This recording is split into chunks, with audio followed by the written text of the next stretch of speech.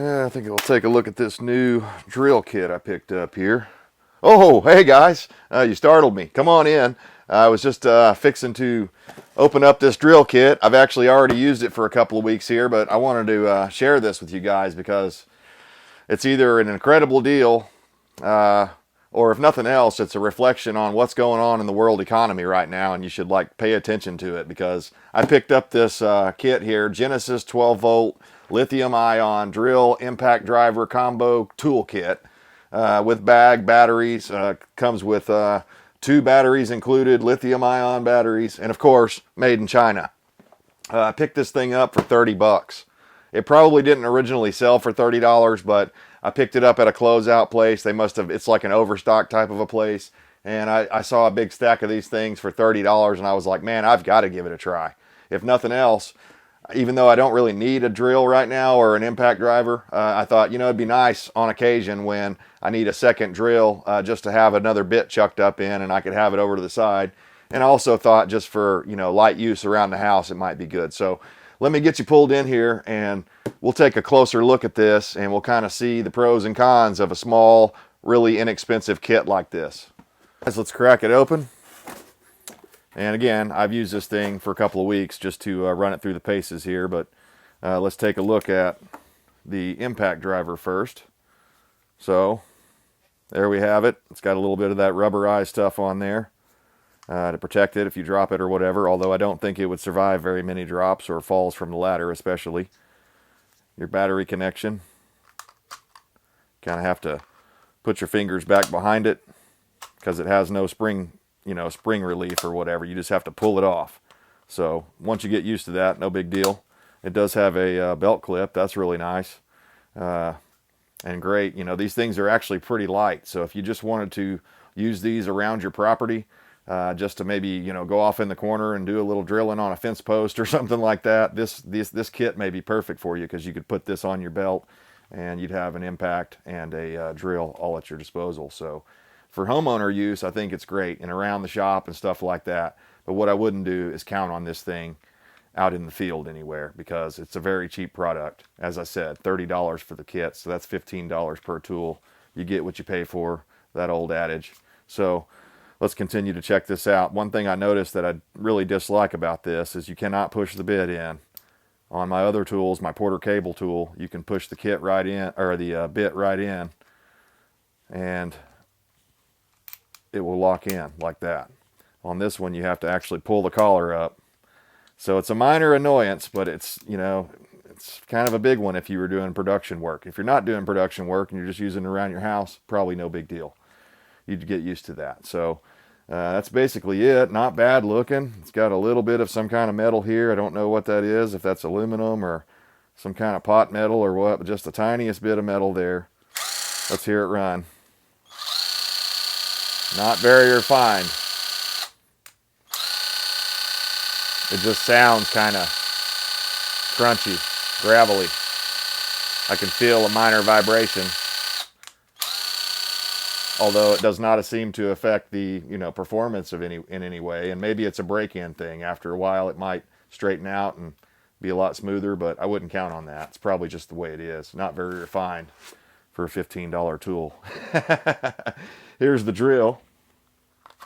Same deal. You have to pull the battery off, clip it in, but it does have a nice positive lock, and I don't think you'll have any problems with that. Another belt clip. That's great. You got your switch here. Mosquito's trying to bite me on the face. Got him. All right, we got a 2-speed. So we got a high speed there. Let's hear it. Not bad. This one sounds better than the impact.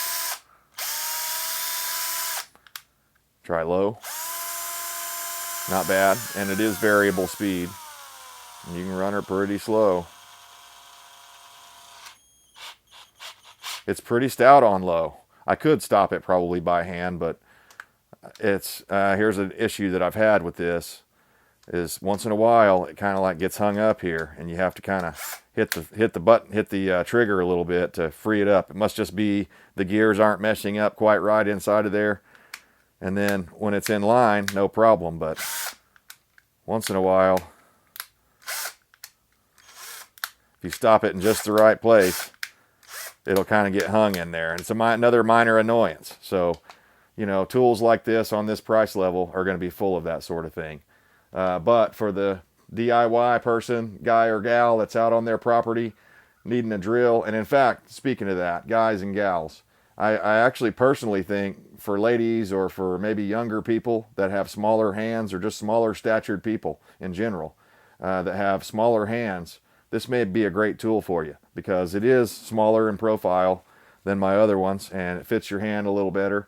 It's lightweight. It's not going to wear your arm out holding it up all day. So now you probably aren't going to get all day out of it either with only 2 batteries, but I don't know how long these 12-volt batteries will last.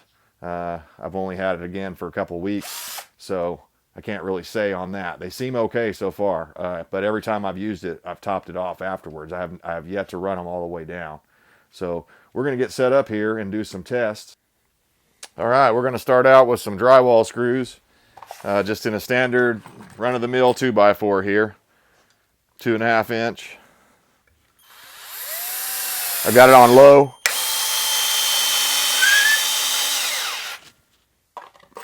And I don't have the clutch set right now.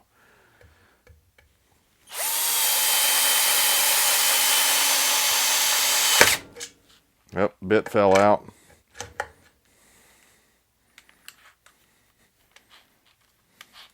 Chuck doesn't seem to have the best bite.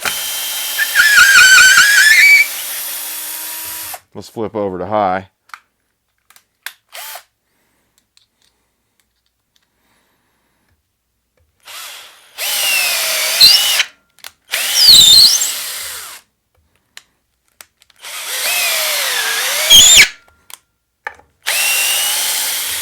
Definitely has the ability to drive them below the surface.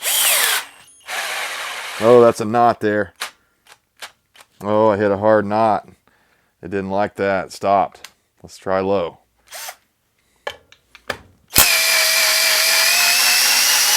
Oh, that was a real hard spot in that one. Any drill would have struggled, but this one stopped. Okay. Oh, it even got hot, man. Did you see that? She was smoking. So let's pull those out.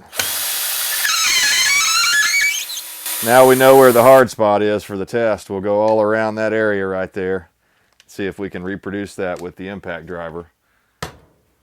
So it had no problem pushing or pulling except that one time. So we'll start off in a softer spot right here.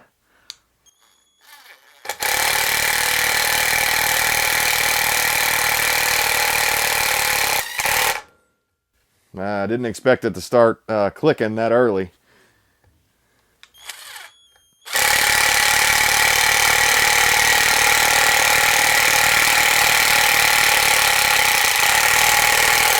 That's kind of annoying. Compare and contrast, I'll grab my Porter cable here in a second and show you how a better tool does it.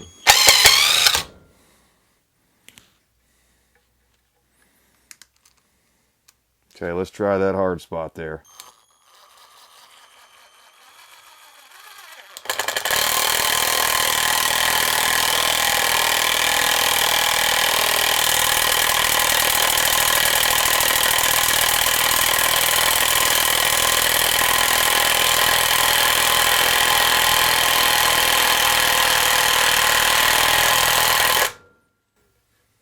And it seated it below the surface, but man, that was a lot of clicking.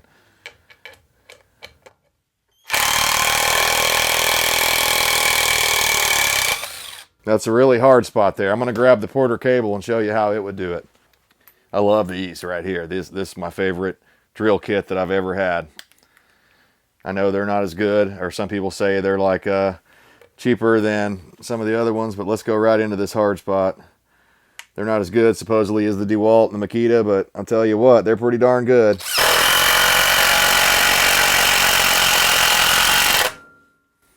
Plenty below the surface there. This one will take lug nuts off of a vehicle. Now let's try, that one's really hot. Let's try a spot right over here just to show you with the Porter cable. We'll do a side by side. Okay, that fast. didn't click nearly as much. That was the point of that demonstration. Here's this one. Woo, that screw's getting hot. Already clicking. So yeah, you can just see that it doesn't have as much power as the 20 volt, of course, Porter cable. So of course that one was over $100 with tax and everything for the kit. This one was $30, so that's why. Okay, so those screws are smoking hot. Now we're going to get set up here and see if we can do something a little bigger like a lag bolt. I'm having my doubts though after seeing the screw test there. So we've got some little, I don't know what these are, 5/16 lag bolts it looks like. So we're going to try this. And again, I'll show you you have to pull that out, where in a minute I'll show you how the Porter cable operates. Like, you can't push it back in without relieving that collar. So I'm going to try to just go into a virgin piece of wood right here. We'll see how it does.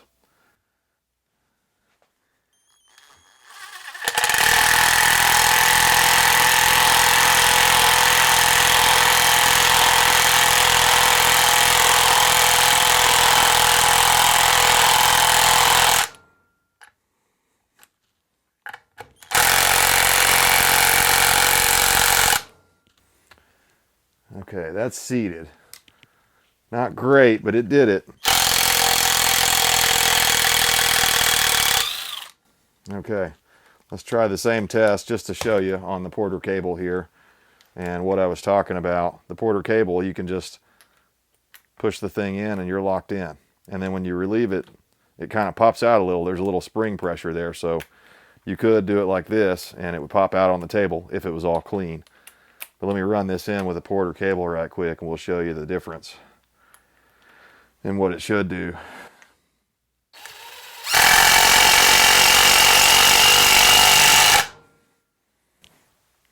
And I'm already bottomed out there. So just a much better tool. But if you're going to be doing stuff like this, go for the Porter cable. If you're going to be doing, lighter jobs, go for this one. So as I was saying, these tools are for lighter gauge stuff. If you're going to use them for, running drywall screws and stuff like that, that's fine, no problem.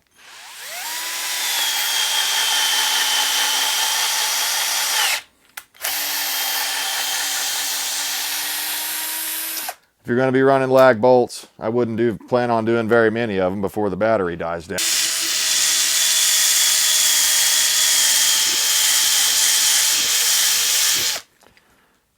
Yeah, it'll get the job done. It's just not going to do it as quickly as a better tool.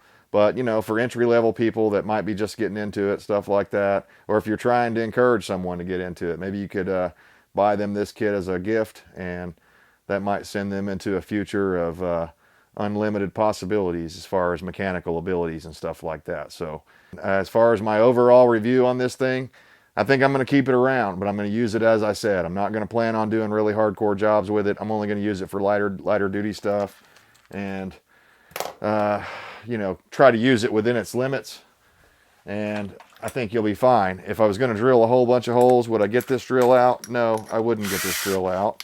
I would get my Porter cable or one with a cord, but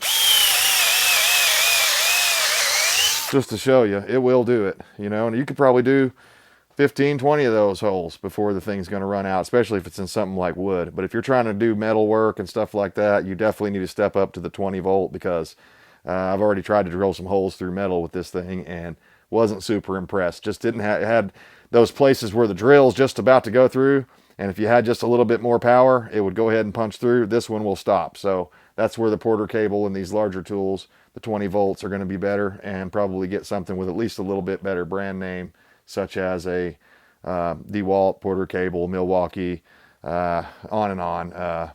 What's the other one? Makita. All of those are fine tools, but they're very expensive. So you get what you pay for, yes, but it's a good little entry-level thing. Another thing I thought about with this kit, just real quick, was that if I ever have to do any little projects that require me to have a small motor that I can turn on and off, and maybe say turn a gear or turn a solar panel or something like that, then I could probably hook this kit up in such a way where this could be my drive motor for that system if I got the gear ratio done correctly. So anyways, guys, appreciate you tuning in, and check it out. If you see these for sale at Home Depot or Lowe's, I think it's Home Depot that carries them. Not 100%, but not too bad, not too good. We'll see you next time.